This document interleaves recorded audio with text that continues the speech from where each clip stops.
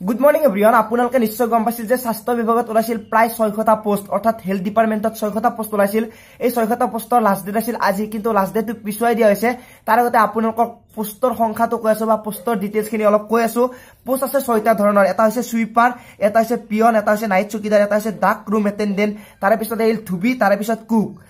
जितु सुइपार पोस्ट আছে এই সুইপার পোস্টত টোটাল পোস্ট আছে 114টা তার পিছত আহিল পিয়নত আছে 410টা আৰু নাইট চকীদাৰত আছে 5টা পোস্ট আৰু ডাক ৰুম এটেন্ডেন্টত আছে 2টা পোস্ট আৰু ধুবিত আছে 4টা পোস্ট আৰু পিয়নত যেহেতু 410টা আছে সকলোতকৈ বেছি পোস্ট আছে তার পিছত আহিল কুকত আহিল 6টা পোস্ট এই টোটাল মিলি 600টা পোস্ট আছে আৰু 600টা পোস্টত এপ্লাই কৰাৰ বাবে অনলি 8 পাস কৰা হলে হ'ব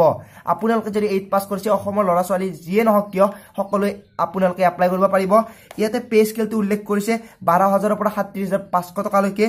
তাৰ পিছত আহিল জিপি অৰ্থাৎ গেট পে টু ইয়াতে উল্লেখ কৰিছে 3900 টকা এইখিনি হল পে স্কেল আপোনালোকে যদি এপ্লাই কৰিব বিচাৰে তেনেহলে লিংকটো ডেসক্ৰিপচনত দিছো যেটো এপ্লাই অনলাইন মোডত কৰিব লাগিব আপোনাৰ হাতত থকা মোবাইল ফোনটো বা ল্যাপটপত আপোনালোকে এপ্লাই কৰিব পাৰিব এতিয়া আহিল লাষ্ট ডেট যেটো আজি আছিল কিন্তু লাষ্ট ডেটটো পিছুৱাই দিয়া হৈছে পিছুৱাই দি 4 জানুৱাৰী কৰি দিয়া হৈছে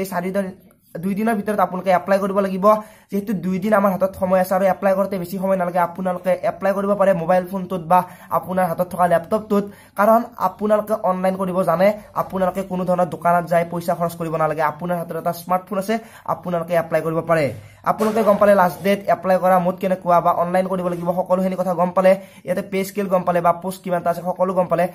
তলত ডেসক্ৰিপচনত নটিফিকেশন লিংকটো দিছো তাৰ পৰা আপুনি ডাউনলোড কৰি কেনেকৈ এপ্লাই কৰিব লাগিব কি পোষ্ট আছে সকলো ডিটেইলছ চাব পাৰিব আজি ভিডিঅ দেখিনে যদি ভিডিঅ চাই বেয়া লাগিছে ডিসলাইক কৰিব যদি একেবাৰে বেয়া লাগিছে গালি পাৰিব আৰু যদি ভিডিঅ চাই ভাল লাগিছে লাইক শেয়াৰ কৰিব নাপাহৰিব আজিলৈ মানে পুনৰ লগ পোৱাৰ আশাৰে মই জিতুমণি